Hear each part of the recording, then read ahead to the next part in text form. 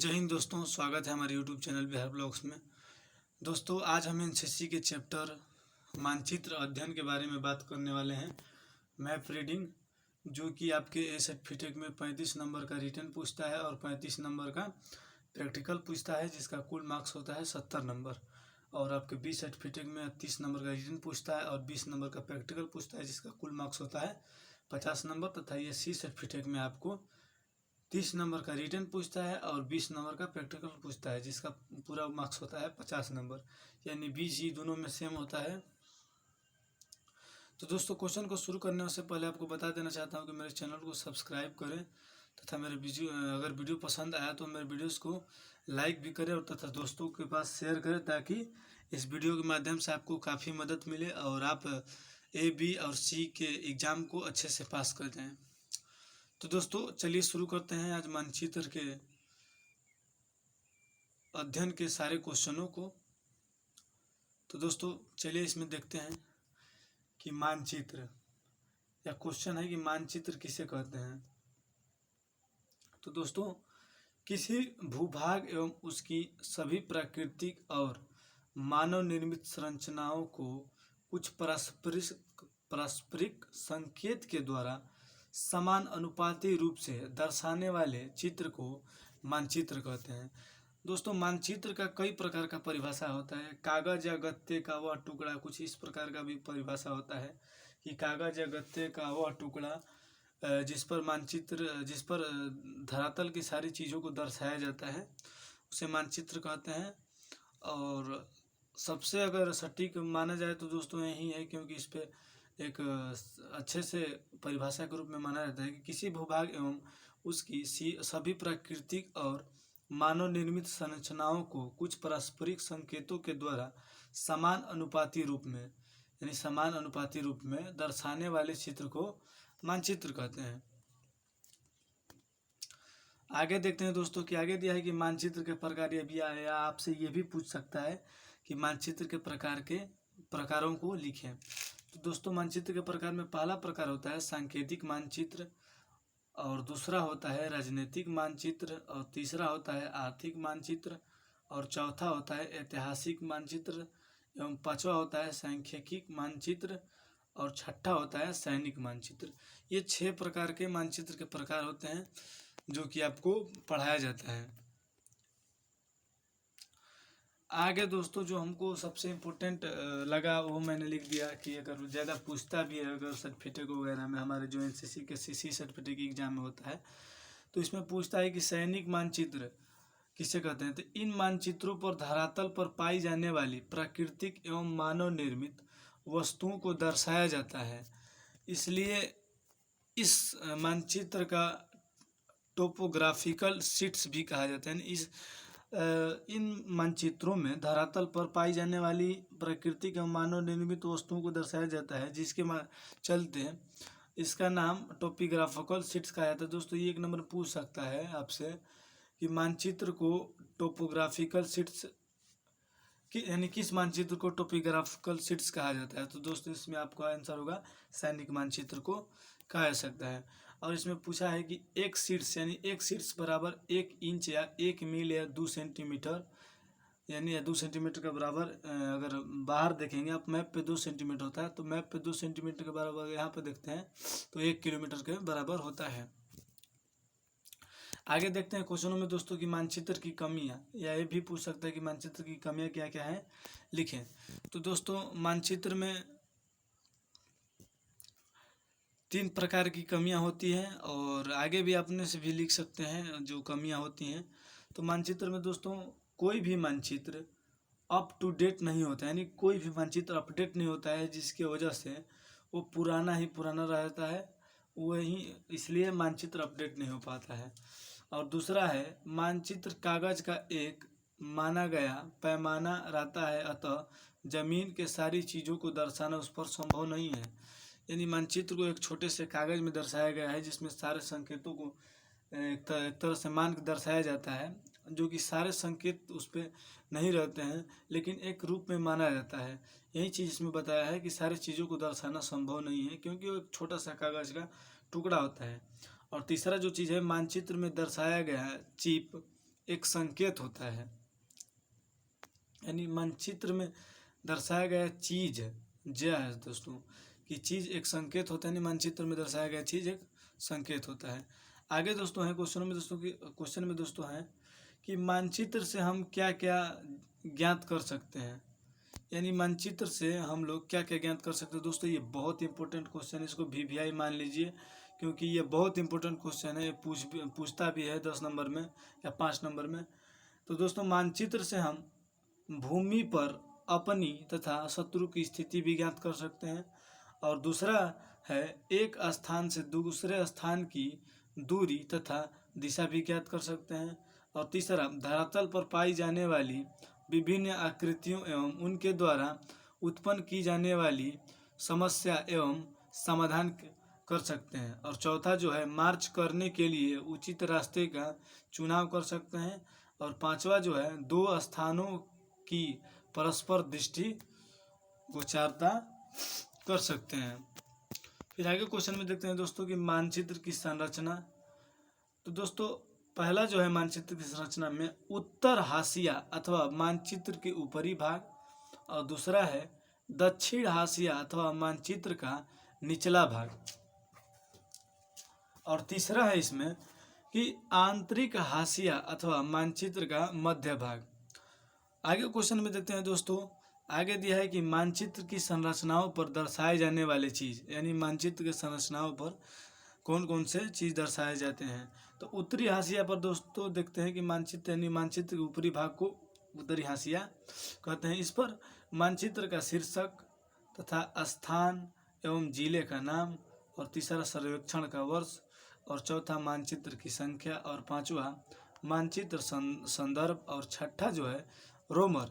इतने चीज मानचित्र पर उत्तरी हाशिया यानी मानचित्र के ऊपरी भाग पर दर्शाया जाता है, जबकि दक्षिणी हाशिया पर यानी मानचित्र के निचला भाग पर सांकेतिक चिन्हों की सूची, प्रकाशन का वर्ष, और तीसरा मानचित्र की सूची पत्र, और चौथा प्रकाशन का नाम, और पांचवा मापक और मापक रेखा दर्शाया जाता है। जबकि आंतरिक हाशिया इसका मतलब होता है कि मानचित्र का मध्य भाग, इस पर दोस्तों ग्रिड रेखाओं का संदर्भ, और दूसरा है चारों कोनों पर अक्षांश एवं देशांतर रेखाओं का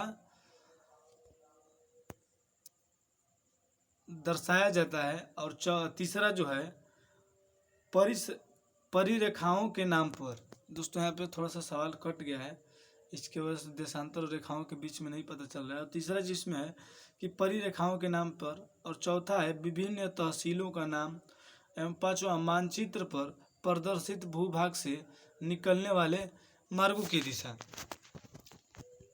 आगे क्वेश्चन को देखते हैं, सांकेतिक चिन्ह, यानी हरा से कौन सा संकेत दर्शाया जाता है। तो ये भी इम्पोर्टेंट क्वेश्चन है, आपसे पूछ सकता है। तो इसमें वनस्पति, घास, वृक्ष, ये हरा से दर्शाया जाता है नक्शे पे, और दूसरा जो है पीला, इस पर तो पीला किस चीज़ का नक्शे पर दर्शाया जाता है दोस्तों, कृषि योग्य भूमि को नक्शे पर हम दर्शाते हैं पीला चीज़ से। और तीसरा जो है नीला यानी जल आकृति, ये आपको पता भी होगा। और चौथा है कि लाल यानी सड़कें इत्यादि, लाल तरह मतलब लाल का जो उसमें सिंबल होता है वो सड़कें इत्यादि का दर्शाया गया होता है। फिर आगे देखते हैं दोस्तों कि भूरा जो होता है निशान, तो दोस्तों भूरा निशान होता है धरातलीय आकृति के लिए दर्शाया जाता है, और जो छठा काला निशान होता है वो मानव निर्मित भवन इत्यादि के लिए दर्शाया जाता है। एक इम्पोर्टेंट नोट है, इसमें पढ़ लीजिएगा, किसी नक्शा का उत्तर दिशा नक्शे के शीर्ष की ओर होता है। यानी पूछ सकते हैं आपसे क्वेश्चन कि नक्शा का उत्तर दिशा कहाँ होता है, तो आपको बताना है कि नक्शे पे उत्तर दिशा नक्शे के शीर्ष पे होता है, यानी नक्शे के ऊपर होता है। और दूसरा है कि 1 इंच बराबर 1 मील नक्शे में प्रदर्शित करता है, यह कितने गज को इंगित करता है। तो इसमें 1000 गज आंसर होगा। और दोस्तों इसमें अगला क्वेश्चन दिया है कि दिन के समय कंपास के अलावा दिशा ज्ञात किन किन विधियों से ज्ञात किया जा सकता है। तो इसमें बहुत से होगा क्वेश्चन दोस्तों। पहला है उसमें सूर्य और कब्र, मंदिर, घड़ी, पेड़, मस्जिद आदि से ज्ञात किया जाता है। फिर आगे क्वेश्चन दिया है दोस्तों कि मानचित्र को सेट करने हेतु कंपास को मानचित्र की किन लाइनों के ऊपर रखते हैं। तो इसमें इसका आंसर होगा मैग्नेटिक लाइन पर रखते हैं। और अगला क्वेश्चन देखते हैं, मापक यानी मापक किसे कहते हैं? किसी मानचित्र पर दो स्थानों के मध्य दूरी और धरातल पर उन्हीं दोनों स्थानों के मध्य की वास्तविक दूरी के अनुपात को मापक कहते हैं। यह दो प्रकार का होता है। पहला होता है कथना द्वारा, जो कि इसमें शब्दों द्वारा स्केल को व्यक्त किया जाता है, जैसे 1 सेंटीमीटर बराबर 1 किलोमीटर होता है। और दूसरा है इसमें कि प्रदर्शक चित्र अथवा संख्यात्मक अनुपात द्वारा, यानी इसका परिभाषा है, इसमें मापक को सदैव भिन्न में प्रकट किया जाता है। अब भिन्न का अंक सदैव 1 होता है तथा हर पूर्णांक में होना आवश्यक है। जैसे 1/6360 यानी 1/63,360 इकाई दहाई सैकड़ा हजार दस हजार, सॉरी दोस्तों 6000 है, मैंने 63,000 बोल दिया क्वेश्चन में। जैसे 1/6360, इसका तात्पर्य है कि मानचित्र पर की एक इकाई भूमि की उन्हीं 6360 इकाइयों को प्रकट करते हैं। इसका सूत्र होगा, यानी प्रदर्शक भिन्न मानचित्र में दूरी बाई वास्तविक दूरी। इस पे आप इसको निकाल सकते हैं। अगला क्वेश्चन दोस्तों दिया है कि प्रमुख भू आकृतियाँ। दोस्तों इसमें कोई पूछ देता है कि पर्वत या पठार किसे कहते हैं, एक कोई पॉइंट लेके इसमें क्वेश्चन को पूछता है। तो दोस्तों इसमें पहला है पर्वत किसे कहते हैं? तो दोस्तों धरातल का अति उच्च एवं विस्तरण क्षेत्र जिसकी ऊंचाई 1000 मीटर से अधिक हो, उसे पर्वत कहते हैं। और दूसरा चीज़ है जो पहाड़ी, धरातल का ऊंचा और संकुचित क्षेत्र जिसकी ऊंचाई 1000 मीटर से कम हो, पहाड़ी कहलाती है। और तीसरी जो है पठार किसे कहते हैं? तो पहाड़ के ऊपर समतल भाग को पठार कहते हैं। और चौथा जो है टीला, एक अकेली पहाड़ी जो पहाड़ी क्रम के निकट हो और नौले कहलाती है। इसका क्षेत्रफल एवं ऊंचाई बहुत कम होता है। और स्पर किसे कहते हैं? तो मैदानों में आगे की ओर निकला भाग यानी पर्वतीय भाग स्पर कहलाता है। छठा है कि री एंट्रेंट, दो स्परों के बीच दबी हुई जमीन को री एंट्रेंट कहते हैं। सातवां है कोल तथा सैडल, एक ही पहाड़ियों के बीच समतल और दबी हुई जमीन को कोल कहते हैं। जब इस भूमि की निचाई चोटी से बहुत कम होती है, सैंडल कहलाती है। आगे दोस्तों है आठवां दर्रा एवं डिफाइल, यानी दर्रा एवं डिफाइल किसे कहते हैं? दोस्तों इसमें पूछ सकता है आपसे कि 2 नंबर दे के कोई भी पॉइंट पूछ सकता है। तो दोस्तों चलिए देखते हैं दर्रा तथा डिफाइल किसे कहते हैं। दो पहाड़ियों के बीच वाले रास्ते को दर्रा कहते हैं। जब रास्ता काफ़ी संकरा हो जाता है, जवान जहां लाइन बनाकर निकलते हैं, डिफाइल कहलाता है। 9वां है क्लिफ, बिल्कुल सीधी चढ़ाई को क्लिफ कहते हैं। और 10वां इसमें जलकंदरा, बहुत ही तंग और संकरी घाटियों जिनकी गहराई अधिक और किनारों का ढलान खड़े हो, गार्जिया जलकंदरा कहलाता है। 11वां इसमें जो कगार किसे कहते हैं? तो पहाड़ी के अत्यधिक तीव्र दुर्गम ढलान को कगार कहते हैं। आगे क्वेश्चन है दोस्तों कि सर्विस प्रोटेक्टर किसे कहते हैं? तो दोस्तों सर्विस प्रोटेक्टर हाथी दांत, प्लास्टिक, लकड़ी या पट्टे आदि का बना होता है। यह यंत्र में मुख्यतः दिक्मान खींचने व नापने में प्रयोग किया जाता है। यह 6 इंच लंबा तथा 2 इंच चौड़ा होता है। दोस्तों इसको याद कर लीजिए, 6 इंच लंबा और 2 इंच चौड़ा होता है। ये पूछता है कि सर्विस प्रोटेक्टर की लंबाई और चौड़ाई कितनी होती है। दूसरा है दोस्तों कि कॉम्पास किसे कहते हैं? यह एक डिबियानुमा आकार का यंत्र है जिसकी सुई हमेशा चुंबकीय उत्तर की ओर इंगित करती है। कंपास दो प्रकार के होते हैं, एक सूखा एवं तरल। और आगे एक नोट दिया है दोस्तों कि इस नोट को याद कर लीजिएगा कि सेना में मुख्यतः तरल प्रिज्मेटिक कंपास का प्रयोग किया जाता है। तरल यानी जिसमें आप देख रहे हैं जो एरो हिलता है, जो कंपास होता है उसमें जो एरो होता है वो हिलता है, उसको तरल कंपास बोलते हैं। ये जो सेना में काफ़ी यूज होता है। और कंपास का देखिए दोस्तों फुल फॉर्म है कि liquid prismatic compass mark 3A। इसको याद कर लीजिएगा, ये भी इम्पोर्टेंट क्वेश्चन है। और आगे देखते हैं दोस्तों, आगे क्वेश्चन में देखते हूँ कि उत्तर दिशा के प्रकार, टाइप ऑफ नॉर्थ। तो पहला है वास्तविक उत्तर, जिस ओर पृथ्वी की उत्तरी ध्रुव की स्थिति होती है वह दिशा वास्तविक उत्तर या भौगोलिक उत्तर कहलाती है। मानचित्र के ऊपर खींची गई काली एवं बारीकी रेखाएं वास्तविक उत्तर को दर्शाती हैं। यानी जिस और पृथ्वी की उत्तरी ध्रुव की स्थिति होती है वह दिशा वास्तविक उत्तर कहलाती है, ये भी लिख सकते हैं। अगला है दोस्तों कि ग्रिड उत्तर किसे कहते हैं। तो दोस्तों ग्रिड उत्तर मानचित्र पर प्रदर्शित पूर्वी रेखाओं के ऊपर का ओर का दिशा जो संकेत करती है उसे ग्रिड उत्तर दिशा कहते हैं। इस दिशा और दर्शक के बीच बनने वाला कोण ग्रिड बियरिंग कहलाता है। ग्रिड बेरिंग को मानचित्र पर सर्विस प्रोटेक्टर से मापा जाता है। अगला दोस्तों है दोस्तों की चुंबकीय उत्तर, यानी तीसरा जो है मैग्नेटिक नॉर्थ होगा। कंपास की सुई जिस दिशा की ओर संकेत करती है उसे चुंबकीय उत्तर कहते हैं। और इस दिशा एवं दर्शक के बीच बनने वाला कोण या दिक् सूचक द्वारा पढ़ा हुआ कोण मैग्नेटिक बेरिंग कहलाता है। अगला क्वेश्चन इंपॉर्टेंट क्वेश्चन है, चुंबकीय उत्तरांत किसे कहते हैं।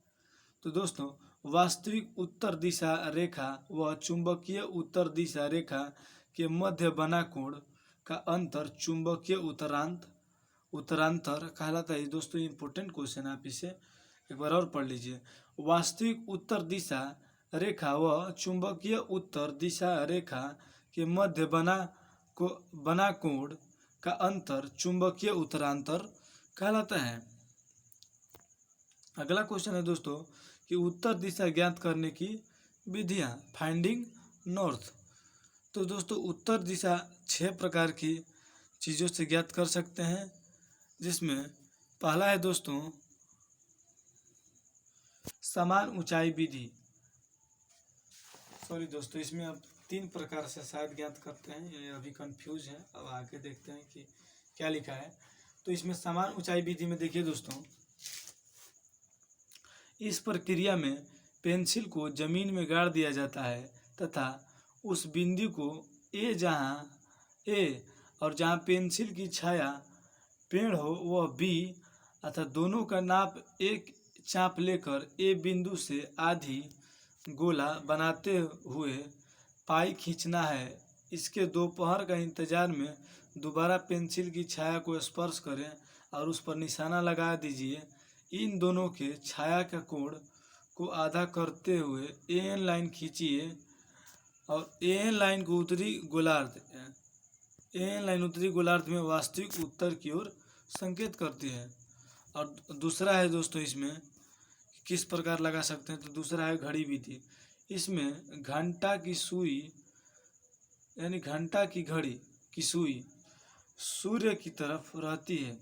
अब घड़ी के डायल को या 12 बजे अंक तक जाने वाली रेखा तथा घंटे की सुई के बीच बने कोण की अर्धक रेखा तथा घंटे की सुई के बीच बने कोण की अर्धक रेखा दक्षिण की दिशा की ओर संकेत करती है तथा इसके विपरीत उत्तर दिशा होगी। यह विधि उत्तरी गोलार्ध के लिए है तथा इसमें घंटे की सुई व 12 बजे का अंक के बीच बनने वाला कोण 180 डिग्री से कम होना चाहिए। तो चलिए दोस्तों अभी चलते हैं आगे क्वेश्चन की तरफ। तो आगे क्वेश्चन में देखते हैं दोस्तों कि आगे क्या दिया है। तो दोस्तों आगे है दूसरा है कि तारों के द्वारा, इन तारों के द्वारा उत्तर दिशा भी ज्ञात कर सकते हैं। तो तारों के द्वारा दोस्तों ध्रुव तारा एक चमकदार तारा होता है जो सदैव उत्तरी ध्रुव से 2 डिग्री के भीतर घूमता रहता है। स्वच्छ आकाश की रात्रि में ध्रुव तारे की स्थिति वाली दिशा वास्तविक उत्तर दिशा होती है। आगे क्वेश्चन में देखते हैं दोस्तों कि चौथा सूर्य विधि, यानी सूरज जिधर हो से सुबह निकलता है उसे पूर्व दिशा माना जाता है। और दूसरा पहला है दोपहर के 12 बजे आप सीधी खड़े हो, आपकी छाया वास्तविक उत्तर की ओर संकेत करती है। और दूसरा जो है शाम को जिधर सूर्य डूबता है उसे पश्चिम दिशा मानते हैं। अगला दोस्तों है कि मस्जिद विधि के द्वारा हम भी उत्तर दिशा पता लगा सकते हैं। मस्जिद का महराब पश्चिम दिशा की ओर होता है। यदि आप महराब की ओर मुंह करके खड़े हों तो आपको दाहिने उत्तर होगा।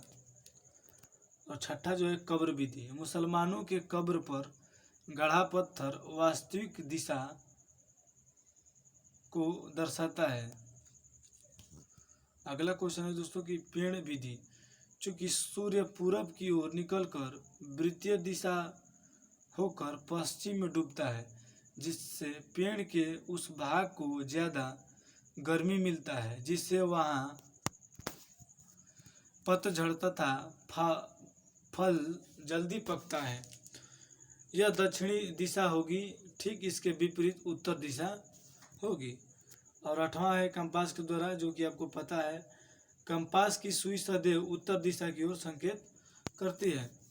आगे क्वेश्चन में देखते हैं दोस्तों कि मानचित्र पर मापक कितने प्रकार से प्रदर्शित किया जाता है। तो पहला है कथन, दूसरा है प्रदर्शक भिन्न और तीसरा है रेखात्मक चित्रों के द्वारा।